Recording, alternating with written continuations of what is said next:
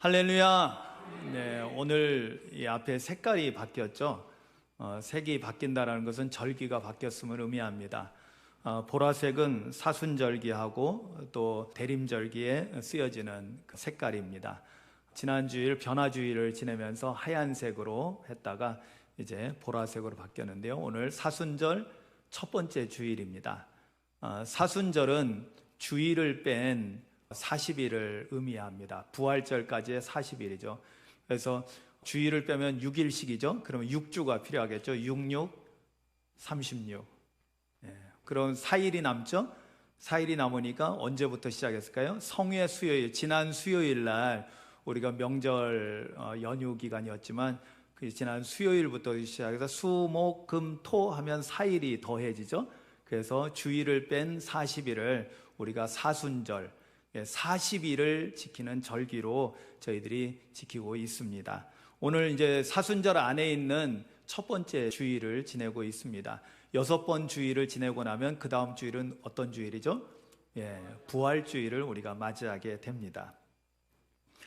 여러분, 사순절이 어떻게 시작되는지 아십니까? 사순절을 어떻게 시작하나요? 오늘 본문에 힌트가 있어요. 그 사전에 보면은요, 기독교 관련된 사전에 대해서 의미가 이렇게 나옵니다. 사순절의 의미에 대해서 이렇게 설명하고 있어요. 광야에서 그리스도가 40일 금식하고 시험받은 것을 되살리기 위해 단죄, 속죄를 행하는 기간. 사전적인 의미를 좀 아시겠죠? 그러면 뭐로부터 시작됐다?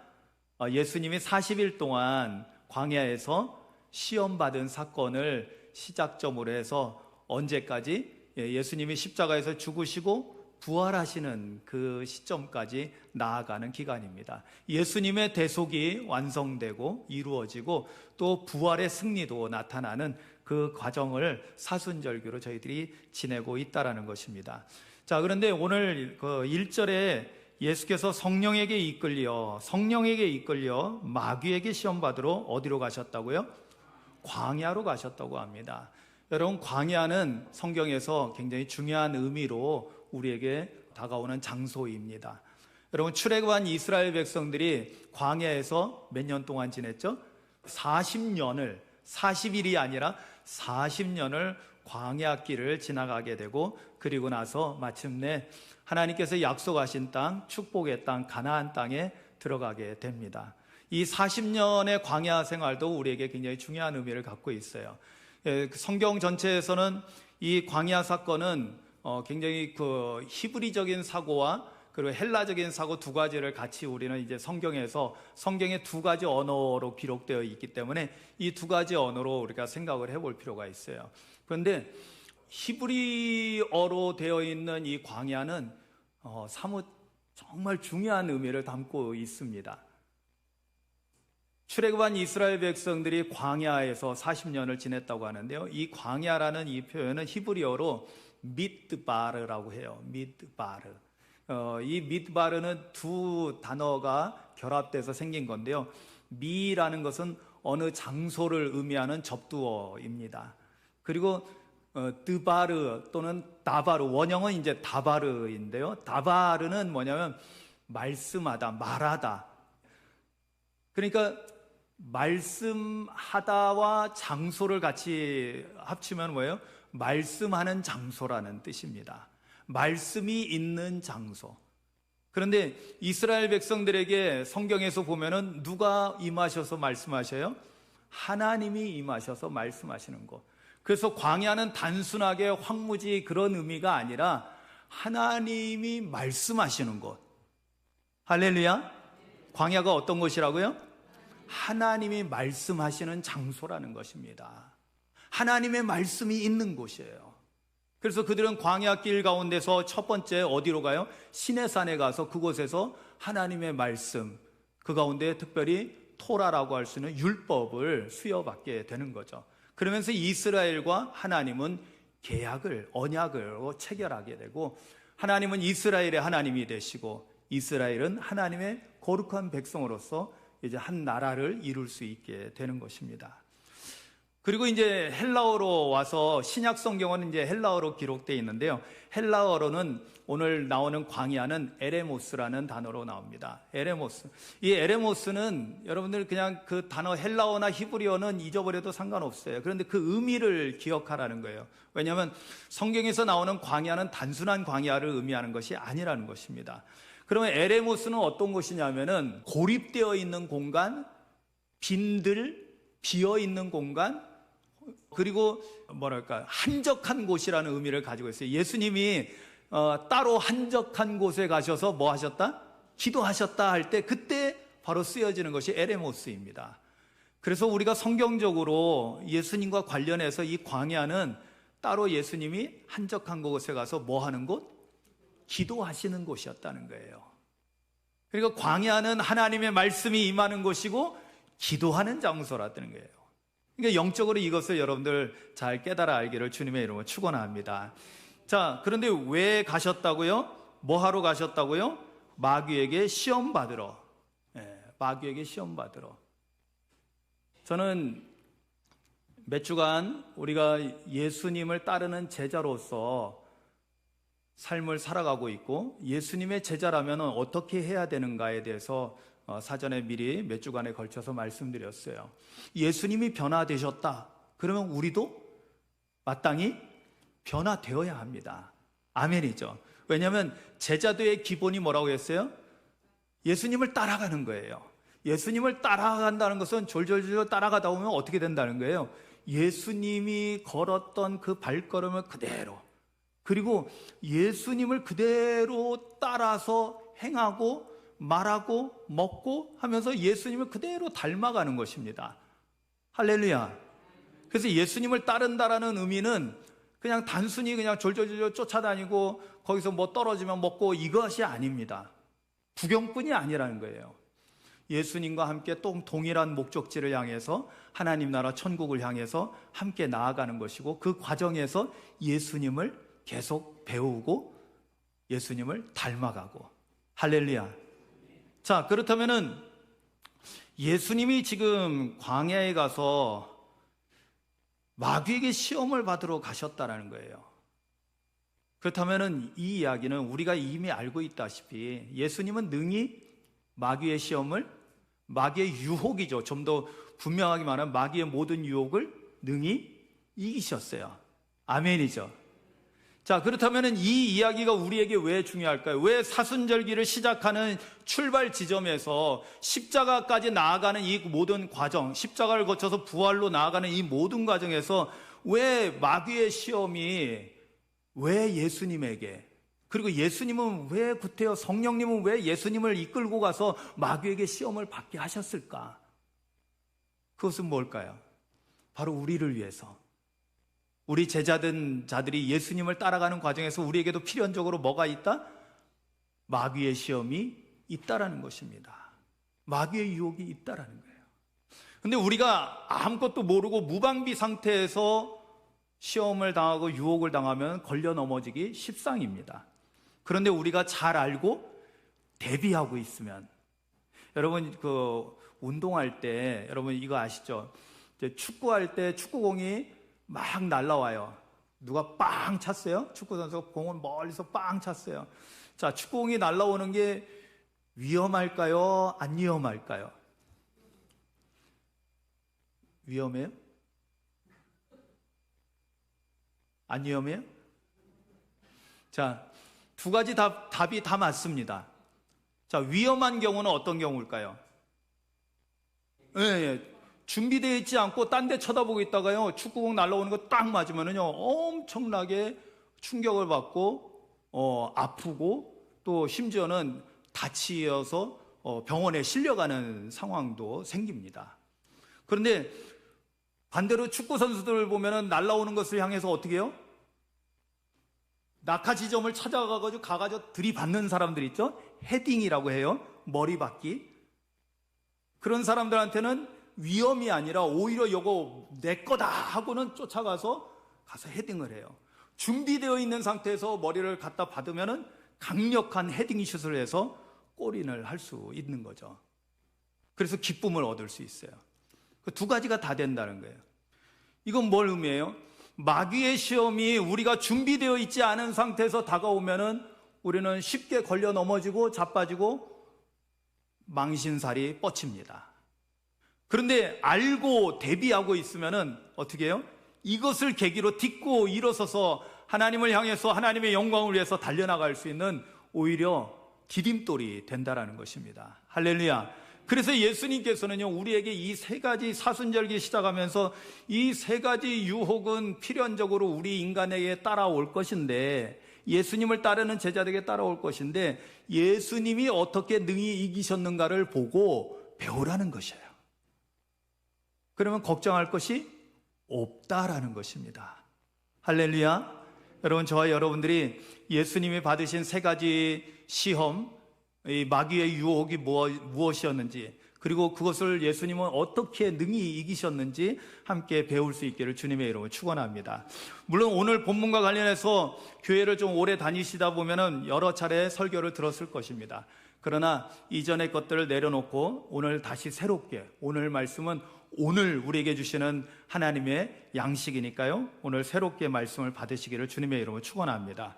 우리가 잘 알다시피 첫 번째 시험은 뭐였어요? 마귀가 우리의 연약함을 알죠. 40일을 금식했어요. 배가 고파요. 진짜 돌덩이도 떡이 됐으면 좋겠다라는 생각이 들 정도로, 진짜 바닥에 뭐 떨어져 있으면은 그거라도 주워 먹고 싶은 그런 심정.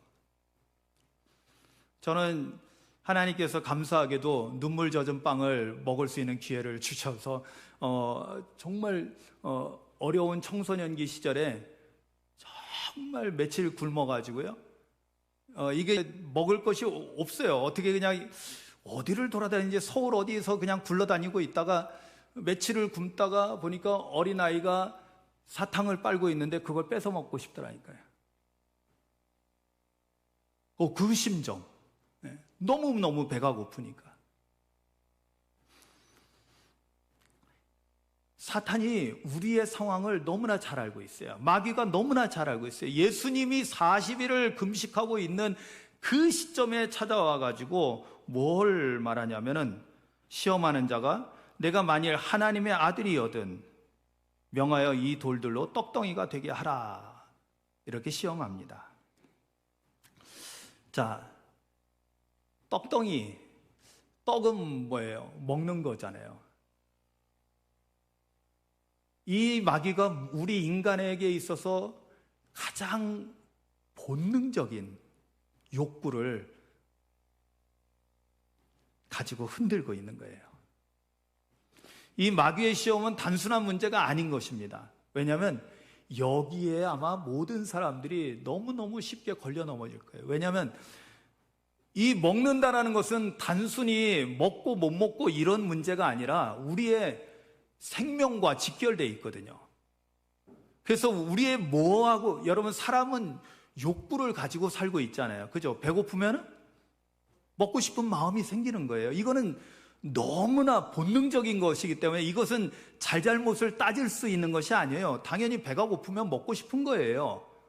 그죠?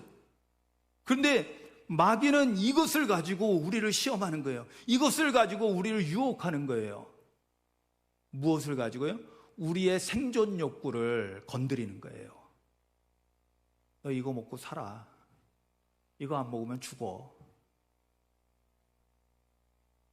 여러분, 사실은 너무나 어려운 문제죠. 만약에 우리도 먹고 사는 문제가, 그죠?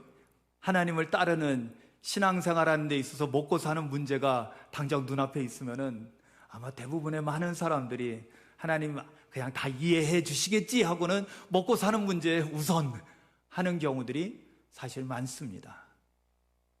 그게 우리의 연약한 부분이에요. 우리의 생존 욕구니까 사실은 하나님께서 이 정도는 좀 봐주셔도 되지 않을까라는, 이제 해결한 거는 나중에 몰아서 같이 보도록 하고요. 이제 첫 번째 유혹이 안 통하니까 두 번째 유혹을 하는데요. 두 번째 유혹은 거룩한 성으로 데려다가 성전 꼭대기에 올라갑니다. 그래서 또다시 이 표현을 자꾸 써요. 그건 뭐냐면, 너가 만일 하나님의 아들이라면 너 하나님의 아들이잖아. 하나님의 아들이야. 여기 성전은 하나님의 집이고 하나님이 임재하는 곳이고 이 거룩한 성 꼭대기에서 떨어져 뛰어내리면은 성경이 기록한 것처럼 천사가 너희 발이 바닥에 떨어져서 깨지지 않도록 붙들어 줄 거야. 이건 뭐예요? 너 자신이 하나님의 아들이라는 사실을 한번 증명해 보라는 것입니다. 나타내 보이라는 거예요. 사실 이 문제는 정말 우리 인간에게, 저한테도 굉장히 크게 다가오는 어떤 욕구하고 관련되어 있냐면요, 사람은 누구든지 다 인정받기를 원하는 인정 욕구가 있잖아요. 내가 그래도 하나님의 아들인데, 내가 그래도 오산교회 목사인데, 내가 그래도 이 정도 공부를 했는데, 내가 그래도 나이가 이 정도 됐는데, 내가 그래도 권사고 장로인데 라는, 그럼 우리가 또 열심히 어떤 일을 했을 때 사람들이 나를 안 알아주면 되게 섭섭한 마음이 생기잖아요. 그죠? 저도 막 열심히 해서 무슨 일을 잘 했어요. 잘 했으면은 그래도 좀 수고했습니다, 칭찬은 해주고 뭐 이렇게 격려해주고 그러면은 좋은데, 아무도 얘기 안 하면은 내가 뭐 하려고 했지? 그런 마음이 생기는 거예요. 왜 그럴까요? 인정받고자 하는. 여러분, 이건 모든 인간에게 다 사실이 있어요. 저도 많이 있습니다. 저도 열심히 하고 무슨 일을 열심히 잘 했을 때 칭찬해주고 인정해주고 그러면은 기분이 좋아요. 그런데 인정 안 해주면은 마음이 좀 쓸쓸해지기도 하고 그렇습니다. 쉽지 않은 문제예요. 여러분, 마귀가 네가 하나님의 아들이고도 한번 뛰어내려봐, 그래서 증명해봐. 그러면 사람들이 너를, 그의 모습도 보면은 야, 진짜네, 그죠? 진짜네. 여러분, 이 인정 욕구에 대한 유혹은요, 이거 어마어마합니다. 특히 열심인 사람들에게 이게 잘 나타나요. 내가 뭘 열심히 해서 잘했을 때 누가 인정해 주기를 원하는 거예요. 마귀는 이걸 가지고 우리를 흔들려고 하는 거예요. 세 번째는요, 이것도 어마어마한 유혹입니다. 우리가 잘 알다시피 8절에 가서 마귀가 또 그를 데리고 지극히 높은 산으로 가서 천하만국과 그 영광을 보여주며 이르되 만일 내가 엎드려 경배하면 이 모든 것을 너에게 주리라 그랬어요. 이 모든 천하만국과 그 영광을 너에게 주겠다라는 것, 주겠다라는 것은 너의 소유가 되게 하겠다는 거예요. 모든 것의 주인이 되게 하겠다는 거예요. 왕노릇하게 하겠다는 것입니다. 이거는 뭐하고 관련되어 있을까요? 우리 인간의 본원적인 욕망 가운데, 욕구 가운데 소유에 대한 욕구에 대해요. 여러분, 소유욕 아시죠? 이게 얼마나 우리에게 큰 건지. 제가 저희 집사람하고 살면서 이제 뭐 계속 기도하면서 저도 이제 알고 있기 때문에 이걸 잘 해결할 수 있을 줄로 믿어요. 그건 뭐냐면, 저는 잘 버리질 못해요. 그 이유에 대해서 예전에 제가 한번 얘기한 적이 있어요. 저도 스스로를 성찰해 보면서 왜 그럴까라는 생각을 하고 이렇게 스스로 이렇게 성찰해 보니까, 제가 어렸을 때 초등학교를 5군데나 옮겨 다니고 거기까지도 괜찮았어요. 그래도 뭐 그냥. 그런데 청소년기를 지내면서요, 제가 가지고 있던 모든 소중한 것들이 다 날아가 버리고 없어졌어요. 떠돌다 보니까 남을 수밖에 없어요. 몸뚱이 하나만 그저 그냥 살아있는 것만 해도 감사할 정도로 살아왔으니까요. 그러니까 나에게 소중한 것들이 다 없어진 거예요. 그리고 나서 뒤늦게 결혼하고 나서 이제 목회를 하면서부터 하나하나씩 제가 이제 소중히 여기는 것들을 가지고 있을 수 있게, 소유할 수 있게 됐어요. 그러니까 보니까 저는요, 박스 하나도 잘 못 버려요. 박스도 이렇게 보면 언젠간 좀 두고 넣으면 쓰겠지. 또 하나 있어요. 제가, 하나님께서 저를 아차도라는 섬에 보내셨잖아요. 섬에서 9년 동안 있으니까 거기서는 다 필요해. 뭔가 필요할 때 있으면 떠내려가던 나무 조각 하나라도 주워다 놓으면 쓸 때 있어요. 그러니까 쌓아놓고 있는 거예요. 언젠간 쓰겠지. 그러다가 이제 결국에는 뭐 못 쓰고 버리는 것도 많죠. 그런데 그럴지언정 그래도 좀 가지고 있으려고 하는. 참 사람은 소유에 대한 욕망은요, 아마 여기도 아마 저를 포함해서 여기 계신 분들 아마 다 그렇잖아요. 여러분들 자기 집 가지고 있는 분들, 땅 가지고 있는 분들, 심지어 자녀들도 우리 사실은 올바른 그 자세는 아닌데 내 자녀도 내 소유로 생각하잖아요. 이미 장성에서 나가면은 내놔야 되는데 여전히 우리 마음에서는 못 내놓잖아요. 그죠? 네. 여러분 그렇게 기도하신 적이 있어요? 저희 어머니처럼 하나님 죽이든 살리든 하나님 뜻대로 하시옵소서. 내 자식이지만 이제 내 거 아닙니다. 주님 겁니다. 이거 안 되잖아요. 그래도 하나님 그럴 수 없잖아요. 내 자식인데 하나님 내 자식한테 이러면 안 되잖아요 라고. 그죠? 왜? 내 소유니까. 여러분 인간의 소유욕에 대해서 이게 흔든다는 것은, 제가 이 시골에 와서 목회하면서 야, 시골 사람들이 그래도 도시 사람들보다는 순박하겠지라고 했다가 아닌 거를 깨달은 사건이 있어요. 그건 뭐냐면 땅 문제. 땅 때문에 싸우는 거 보면은요, 야, 참 도시에서는 땅 때문에 싸우지 않거든요. 싸울 일이 없죠, 서로. 왜냐하면 서로 경계를 너무나 분명하게 딱딱 해가지고 여기까지 202호, 202호 딱 나눠져 있거든요. 근데 시골은 그게 분명치 않다 보니까, 애매하다 보니까 그것 때문에 싸우는 거예요. 섬에 있을 때 인구도 얼마 안 되는데 맨날 싸우는데, 맨날 싸우는 원인이 뭐냐? 땅 때문에. 그거 야, 별 희한한 사람도 다 봤어요. 왜냐하면 그래서 결국에는 측량을 비싸게 돈 줘가지고 측량을 했잖아요. 그래서 측량을 해서 딱 했잖아요. 측량도 안 믿어. 그냥 내 생각까지는 여기까지 우리 땅이야 라고 하고, 아니 측량해가지고 깃발을 딱 뽑아놨는데도 그래도 뭐 우격 따지는 거예요. 야, 내 거를 하나도 안 뺏기려고 하는 거예요. 소유에 대한 욕망이 그만큼 우리에게 크다라는 거예요. 여러분 왜 내 생명이 귀한 줄 아시죠? 내 생명도 내 소유라고 생각하니까 그래요.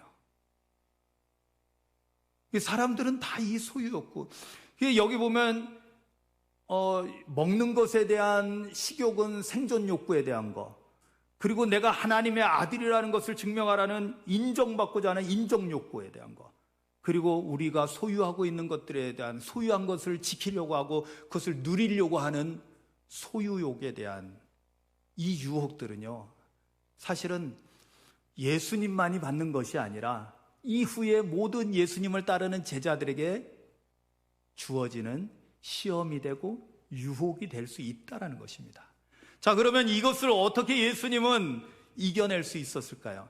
여러분 오늘 우리에게 필요한 건 이것입니다. 예수님이 이기신 것처럼 우리도 이 마귀의 유혹을, 마귀의 시험을 능히 이길 수 있기를 주님의 이름으로 축원합니다. 아멘. 그러려면 어떻게 했을까요? 자, 보세요.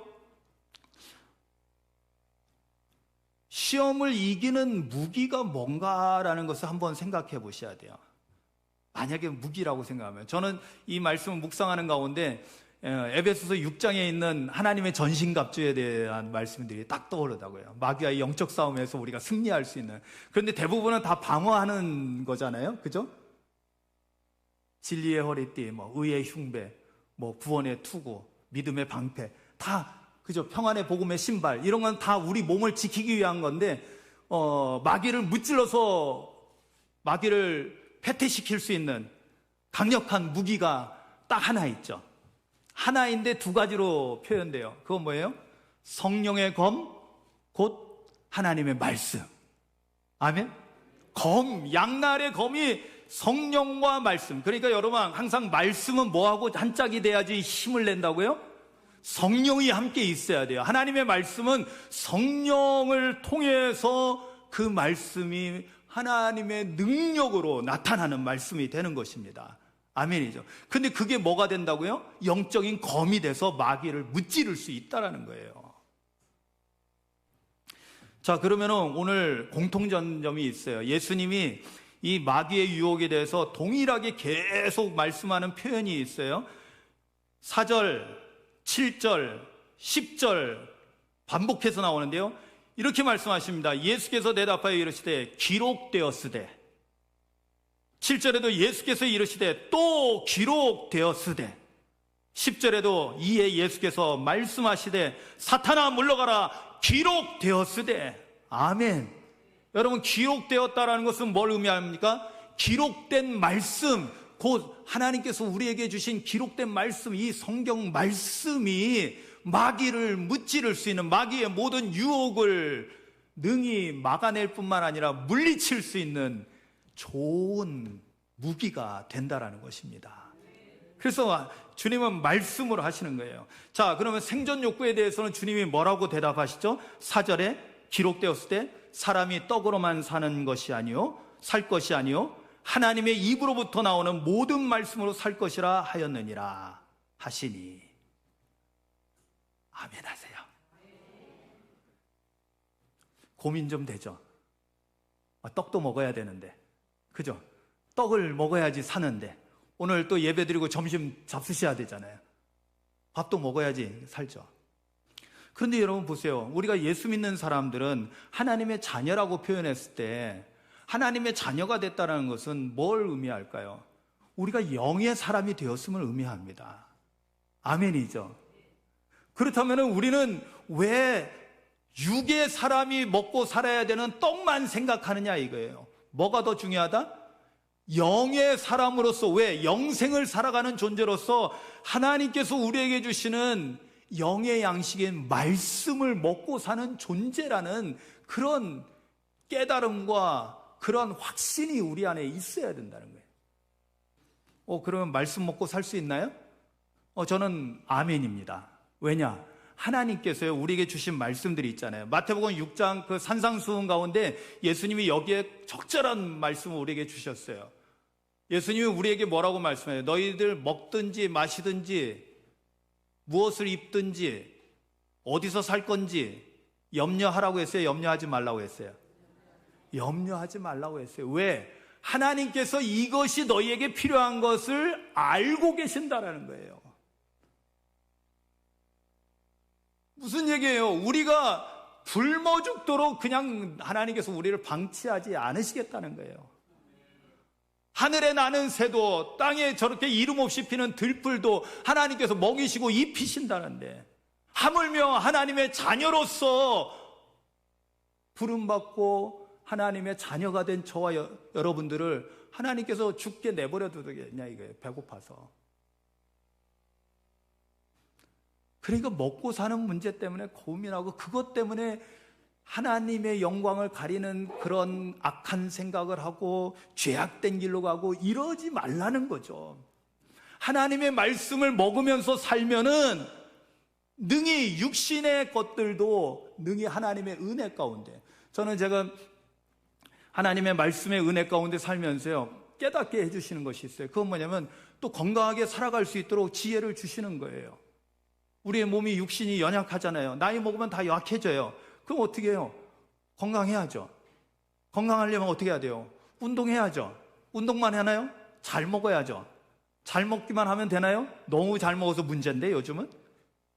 그리고 뭐 해야 돼요? 먹지 말아야 될 건 먹지 말아야죠. 나쁜 거 먹지 마세요.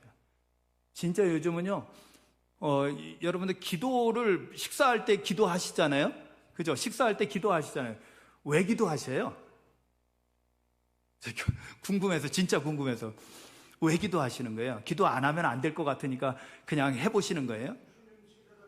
아, 할렐루야. 그렇죠. 첫 번째가 그거예요. 일단은 주신 음식에 대해서 감사함으로 먹어요. 제가 처음 목회할 때 섬에서 이제 교회 안 나오시는 분 같은 경우는 술도 제가 뭐라고 하냐, 약주도 목사님이 기도하고 드시면 몸에 좋을 거예요 하고 확신 가운데 기도를 세게 해드렸어요. 그러면 뭐 너무 좋아하셔요. 드시지 말라고 안 하고 기도하고 드시라고. 우리 집사님 남편 같은 경우는 얼마나 그냥 술을 잘 먹는지, 배 하시는 분이 배 타고 나가서 맨날 선장님이, 요즘은 음주운전이 배도 있잖아요. 근데 옛날에 그냥 조그만 배들은 다 그랬거든요. 그러니까 제가 타협을 봤어요.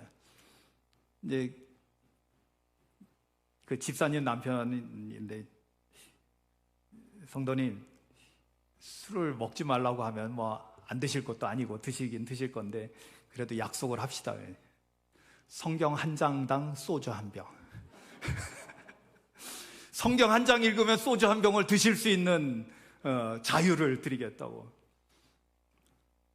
그랬더니요, 그 다음에 제가 점검을 꼭 하잖아요. 배에 가면은 딱 이게 선장님이 이렇게 키하고 이제 조타수 있잖아요. 거기 옆에 딱 성경이 항상 있어요.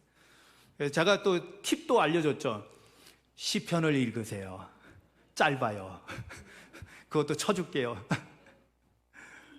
금방 읽고. 그러니까 성경을 그래도 보려고 하는 거예요. 그런데 여러분, 성경 읽다가 어떤 일이 일어날까요? 은혜 받으면, 성령 충만해주면 술 안 먹고도 충만하거든. 아멘이죠. 그런 은혜가 있는 거예요. 그러면은 영의 양식으로 충분히 육의 양식을 능가하고 이길 수 있어요. 그래서 우리에게 나쁜 것들은 스스로 받아주지 않고 몰아내는 역사들이 일어나는 거예요. 여러분, 교회 다니면서 술 드시는 분들 많잖아요. 약주하시는 분들. 근데 먹지 말라고 비난하지 마세요. 뭘 하라고 할까요? 은혜 받으시라고, 성령 충만하시라고. 아멘. 그러면 어떻게 될까요? 술이 끊어집니다. 여러분, 지난 주일날 우리가 변화해라가 아니라 변화되어야 된다고 수동형이라고 했잖아요. 하나님의 은혜 가운데 되어지는 거예요. 내가 하려고 하면요, 맨날, 저도 젊은 날에 해봤어요. 오늘 끊고 내일 먹어. 내일 또 끊고 모레 먹어. 무슨 말인지 아셔요? 먹고 나면 후회되니까 맨날 끊는다고. 맨날 끊어요. 끊는데 그 다음날 가면 또 먹어. 그러니까 내가 하려고 하니까 돼요, 안 돼요? 안 된다라는 거예요. 그런데 끊어지는 역사가 일어나면요, 술이 딱 넣는데 그냥 안에 있던 3일 전거까지 다 토해내게 한다면은 못 먹는 거냐. 담배, 아이고, 그렇게 맛있던 담배가 딱 한 모금 빠는 순간에 머리가 띵띵띵띵띵 하고 그냥 정신 어지러워서 쓰러질 것 같으면은 어떻게 될까요? 끊어지거든요. 할렐루야. 여러분, 이런 은혜가 있기를 주님의 이름으로 축원합니다. 이런 은혜가 있어야 된다는 거예요. 여러분, 하나님의 말씀의 은혜 가운데 살면은요, 육신의 것들의 염려로부터 뛰어넘게 되기 때문에 마귀에게 걸려 넘어지지 않는다라는 거예요. 뭐가 우선이 될까요? 하나님 말씀이 우선이 되는 거예요. 두 번째, 인정 욕구에 대한 유혹, 이거 이겨내기가 쉽지 않거든요. 그런데 이것도 사실은 너무나 쉬워요. 그러니까 항상 제가 보니까 성경 말씀을 이렇게 보면서 물어보는 거예요. 이게 가능한가? 불가능한 것 같은데? 그런데 또 한편으로 또 하나님께서 우리에게 깨달음을 주시는 것은 이건 너무 쉬운 일인데, 불가능이 아니라 너무너무 쉬운데, 우리가 이것을 모르는 거구나. 여러분, 7절에 보면 인정 욕구에 대해서 너가 하나님의 아들이거든, 이 성전 꼭대기에서 뛰어내려봐. 너 자신을 증명해봐. 그래서 사람들이 인정해 줄 거야. 그런데요, 예수님이 뭐라고 말씀하셔요? 간단하게 말씀하셔요. 기록되었을 때 주 너의 하나님을 시험하지 말라 하였느니라. 아멘. 이게 무슨 말씀일까요? 여러분, 예수님은 사람들이 인정을 하든 안 하든 뭐예요? 이미 하나님의 아들이신 거예요. 본인 스스로가 너무나 거기에 확신을 갖고 있기 때문에 누구한테 인정을 받을 필요가 없다라는 거예요. 왜요? 하나님이 나를 인정해 주시니까. 아멘. 하나님이 나에게 이런 확신을 주시고 믿음을 주셨기 때문에 이런 것 때문에 흔들릴 필요가 없다는 거예요. 그런데 이 믿음을 갖기 위해서는요, 뭐가 필요한 줄 아세요? 저는 다시 한번 예수님의 제자도를 늘 묵상하지만 또 다시 생각하는 거예요. 여러분, 마태복음 16장 24절에 예수님이 누구든지 나를 따라오려거든 뭐부터 해야 된다고 그랬어요? 자기를 부인해야 돼요. 여러분, 자기 부인이 되면은 내가 인정받고 싶은 마음들이 어떻게 될까요? 내려놔지게 되거든요. 인정 안 받아도 돼요. 여러분, 아무도 나가면서 은혜 받았습니다, 아무도 인사 안 해도 좀 섭섭할 수는 있겠지만은 괜찮아요. 그래도 은혜 많이 받은 줄로 믿어요. 아멘. 그래도 인사하면 서로 좋겠죠. 예. 덕을 쌓는 거니까. 그런데 그래요. 인정받으려고 하는 욕구가 사라져버려요. 왜? 내가 뭘 잘했다가 아니거든.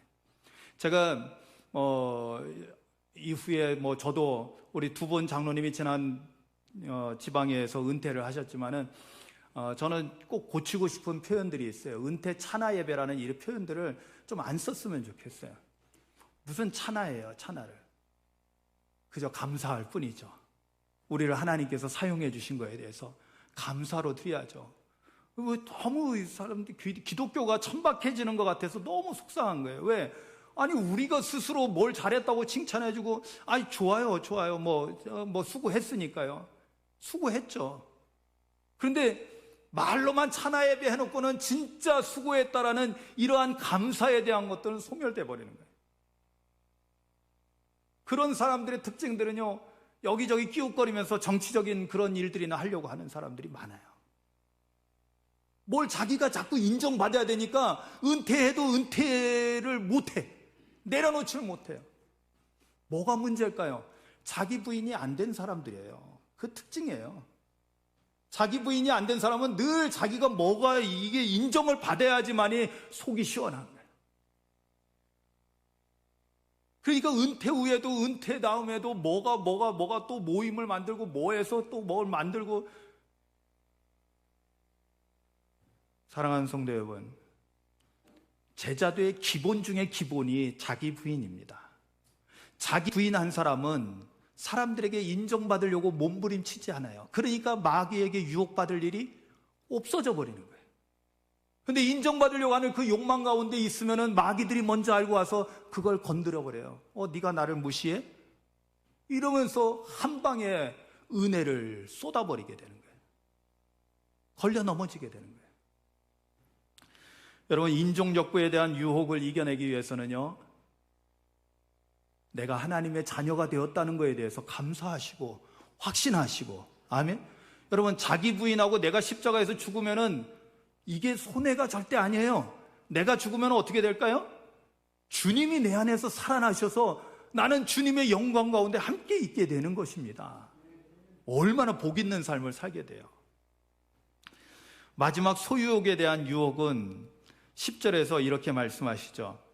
이에 예수께서 말씀하시되 사탄아 물러가라. 기록되었을 때 주 너의 하나님께 경배하고 다만 그를 섬기라 하였느니라. 아멘.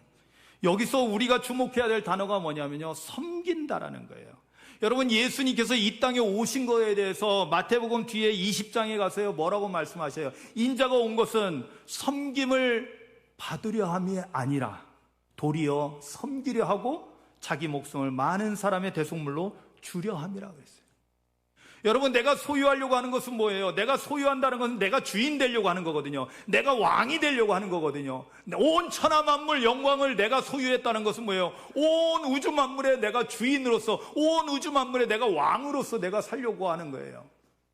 그런데 하나님의 아들이신 예수님은 뭐라고요? 나는 섬기는 사람이다 라고요. 나는 섬기는 자다. 한번 따라 하시겠습니다. 나는 섬기는 사람입니다. 아멘. 여러분, 착각하시면 안 돼요. 우리는 예수님을 따르는 제자로서요, 예수님이 그러셨다면 예수님의 제자된 저와 여러분들도 마땅히 왕이 되려고 하는 것이 아니라 섬기는 자가 돼야 된다는 거예요. 섬기는 자는 주인 되려고 하지 않습니다. 내 삶의 주인이 내가 아니라는 것을 알게 되고 오직 우리는 하나님을 섬기는 자로서, 이웃을 섬기는 자로서, 교회를 섬기는 자로서. 제가 행정상 직분으로는 오산교회 담임 목사지만은요, 내가 말할 때, 표현할 때는 내 마음 자세는 뭐예요? 오산교회를 섬기는 사람입니다. 오산교회를 섬기고 있습니다. 이렇게 말하는 게 정상인 거예요. 내가 어느 교회 목사요, 내가 어느 교회 장로요. 여러분, 이것이 무엇같이 무슨 큰 벼슬인 것처럼 생각하면 안 된다는 거예요. 그거는 소유의 욕망에 있어서 쉽게 마귀에게 걸려 넘어지는 유혹거리가 된다는 거예요. 오늘 저와 여러분들이 이 예수님의 방법을 잘 터득해서 우리에게 사실 쉽지 않은 생존 욕구에 대한 시험, 인정 욕구에 대한 시험, 소유 욕구에 대한 이 시험을 능히 이김으로 말미암아, 그리고 나면 마지막 결과는 어떻게 돼요? 능히 이겨나갔을 때 그때는 어떤 일이 일어나요? 마귀는 예수를 떠나고 천사들이 나와서 수종들더라. 할렐루야. 여러분, 우리가 능히 이 시험을 이겨내면 마귀들은 다 쫓겨가고 하나님의 영광이 천사들을 통해서 우리 가운데 나타나게 된다는 겁니다.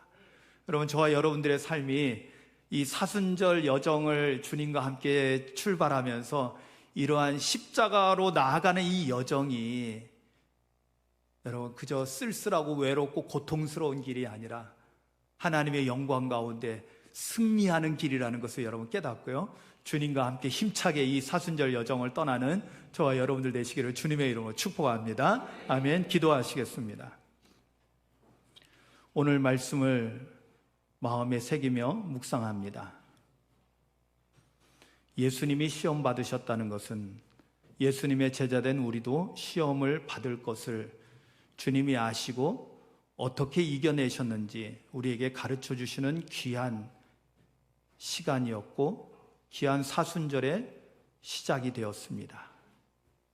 생존 욕구에 대한 마귀의 시험은 너무나 강력하지만 하나님의 말씀을 잘 먹을 수 있는 영의 사람이 되면 능히 육신의 연약함도 이겨내 나갈 수 있습니다. 모든 사람들이 본능적으로 인정받기를 원하지만 우리가 하나님의 자녀라는 놀라운 믿음과 확신 가운데 있으면 우리는 사람들의 인정 때문에 흔들리는 자가 되지 않습니다. 우리가 예수님을 닮아 섬기는 자가 되면 소유 욕구에 대해서부터 자유로울 수가 있습니다. 주님, 예수님이 우리에게 가르쳐 주신 그 영성을 우리도 갖출 수 있게 하옵소서. 성령님 도와주시옵소서. 기도합니다. 오 주님, 참 감사합니다. 사순절을 시작하는 출발 지점에서 예수님께서 40일 동안 광야에서 금식하시고 줄이신 뒤 마귀에게 시험당한 것을 보았습니다. 마귀의 유혹이 너무나 강렬했지만 그러나 예수님은 능히 말씀으로써 이기신 것을 기억합니다. 우리도 배우고 예수님을 온전히 따라가기를 원합니다. 날마다 마귀를 이기고 승리하는 삶을 살아가는 우리 모두가 되게 하여 주시옵소서. 사순절의 여정이 승리의 여정이 되게 하여 주시고 예수님을 온전히 따라가는, 그래서 십자가에서 우리가 죽고 그리고 부활의 영광에 함께 참여할 수 있는 저희들 되게 하여 주시옵소서. 예수님의 이름으로 기도합니다. 아멘.